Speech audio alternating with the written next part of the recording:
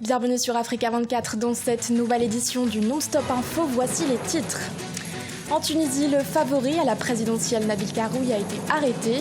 Une arrestation due à des accusations de fraude fiscale. Au Niger, le gouvernement a adopté une politique nationale de population. La PNP est destinée à maîtriser la croissance démographique du pays. Et enfin, l'étoile du Congo a été éliminée de la Coupe de la Confédération. Les Congolais se sont inclinés face aux Égyptiens du Pyramids FC.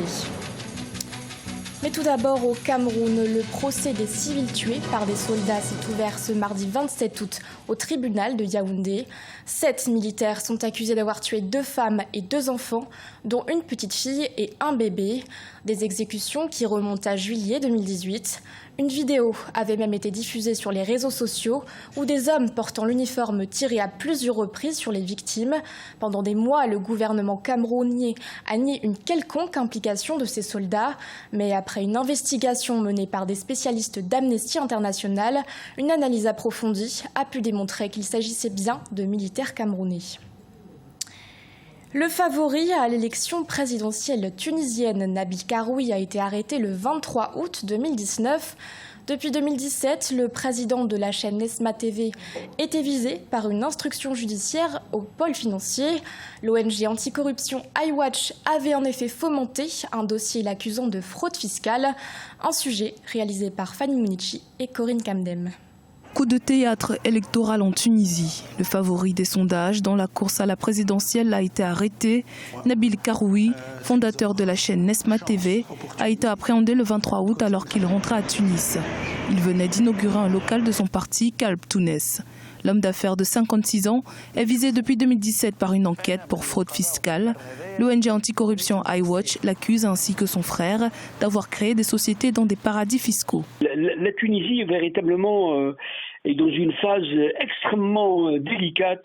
Encore une fois, certes, c'est un pays qui a une capacité de résilience étonnante, mais là, on entre dans une phase de règlement de compte et personne ne peut savoir où ça va s'arrêter. Ces accusations de l'ONG iWatch remontent à 2016. Alors pourquoi une accélération du processus judiciaire maintenant ? Les proches de Nabil Karoui y voient la main du Premier ministre Youssef Chahed. La Ligue tunisienne des droits de l'homme va même jusqu'à parler d'une instrumentalisation politique. En juin déjà, le gouvernement avait proposé un amendement qui excluait les candidats ayant eu recours à la publicité politique. Un texte jamais promulgué, mais qui aurait pu exclure de fait Nabil Karoui.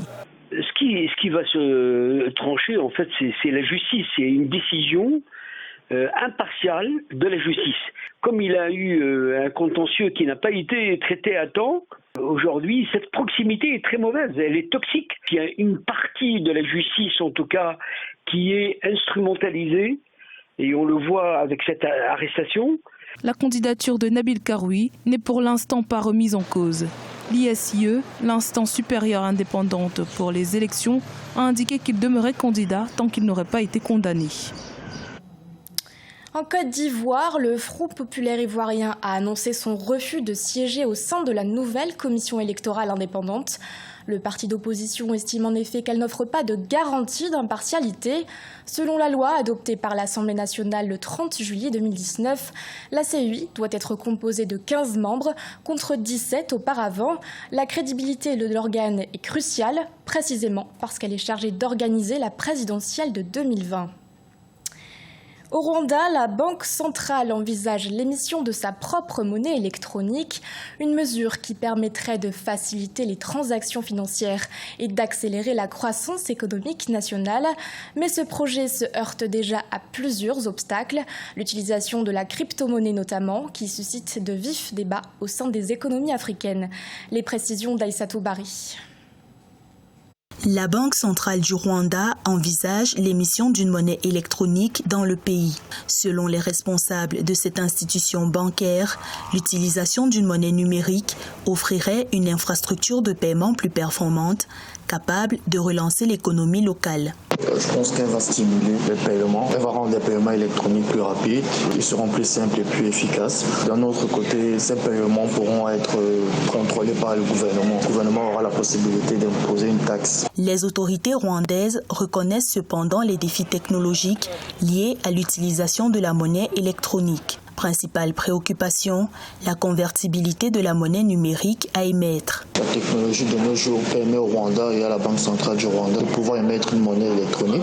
Et de l'autre côté, la question sera aussi de savoir quelle technologie blockchain la Banque centrale va choisir. Donc on pourra par exemple dire que la Banque centrale va limiter l'utilisation de la monnaie électronique aux petits paiements.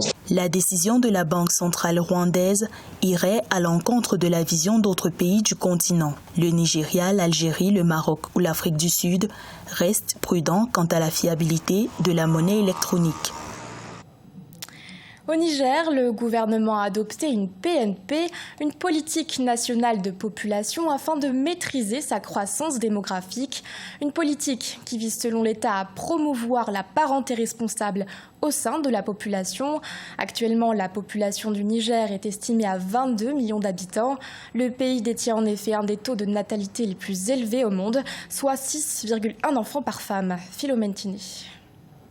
Le gouvernement nigérien a adopté une politique nationale de population dont l'objectif est la maîtrise de sa croissance démographique.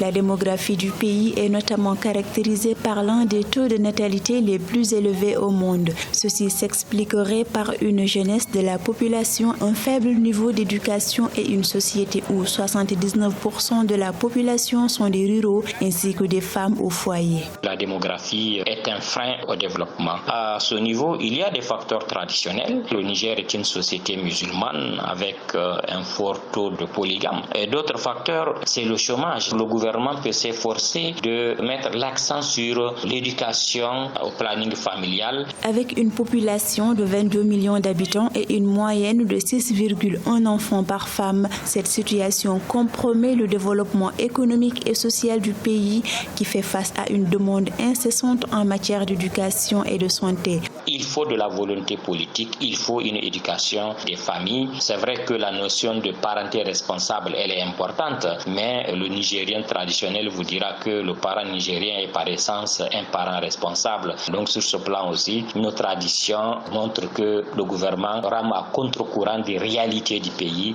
La population du Niger devrait atteindre 79 millions d'habitants en 2050. L'offre de services est très loin de suivre la cadence des besoins de la population, freinée par le désaccord des islamistes radicaux. C'est une nouvelle défaite pour les Congolais. Après l'AS Soto, l'Étoile du Congo a été éliminée de la Coupe de la Confédération dimanche 25 août. Le club congolais s'est incliné à domicile 1-0 face aux Égyptiens du Pyramids FCC. Retour sur ce match avec notre correspondant Deva Panzou. L'association sportive Étoile du Congo a été battue à domicile par les Égyptiens du Pyramide FC par 0-1 ce dimanche 25 août 2019 au stade Alphonse Massamba Déba à Brazzaville. L'unique but de la rencontre a été inscrit à la 33e minute par Issa Messia, bien servi par Traoré.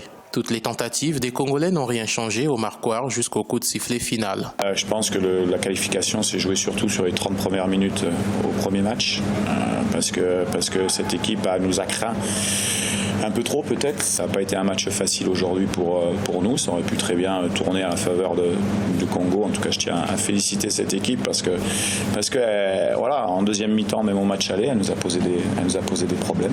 L'Étoile du Congo, classée deuxième au dernier championnat national, n'a pas pu défendre son honneur dans cette compétition. Cette défaite devant son public est la preuve de la supériorité de l'adversaire, mais aussi de la mauvaise santé du football congolais. C'est vrai que tactiquement, on était un peu organisé aujourd'hui, c'est en deuxième mi-temps.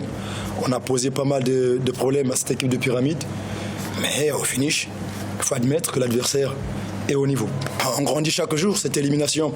Je retiens que j'ai des jeunes très techniques, j'ai des jeunes qui peuvent, mais un peu dans la grandeur d'esprit, ça manquait un peu parce qu'on a eu pas mal de situations qu'on pouvait au moins égaliser, gagner peut-être 2-1. En 16e de finale, Pyramide FC rencontrera les Algériens du CR Belouizdad, tombeurs des Tchadiens de l'AS Coton. Notons qu'en Ligue africaine des champions, l'AS Soto a été battu par les Sud-Africains de Mamelodi Sundowns par 4-0 samedi 24 août 2019 à Pretoria, alors que les Congolais s'étaient imposés par 2-1 au match aller. Ce journal a été réalisé par l'ensemble de la rédaction. Merci de votre fidélité. L'actualité continue sur Africa 24.